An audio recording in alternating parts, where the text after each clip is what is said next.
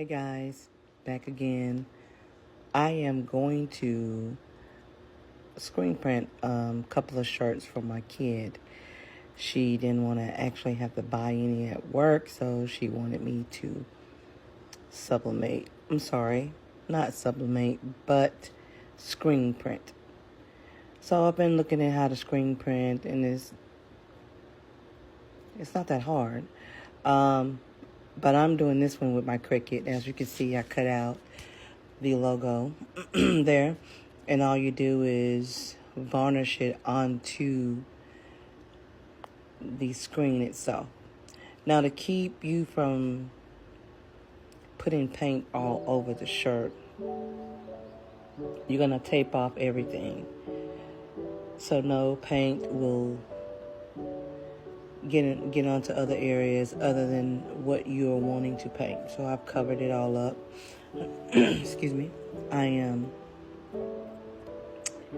taking off all the lint on this black shirt.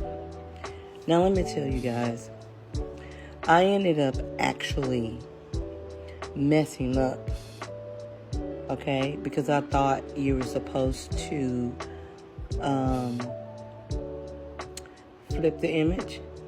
But in actuality, when you're doing it this way, you don't have to flip your image the opposite way. So I ended up having to recut and replace the current image with another image. And then go ahead and screen print the emblem on the black shirt. So here I am, added me enough just to flood the screen, and then you're gonna do it again. See, here it is where I switched it out for the right one. So here I am screen printing this image. I've already flooded the screen once, and then I'm gonna actually do it again. Voila. What do you guys think? I think it actually turned out pretty good.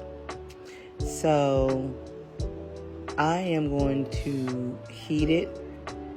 You have to actually heat set this.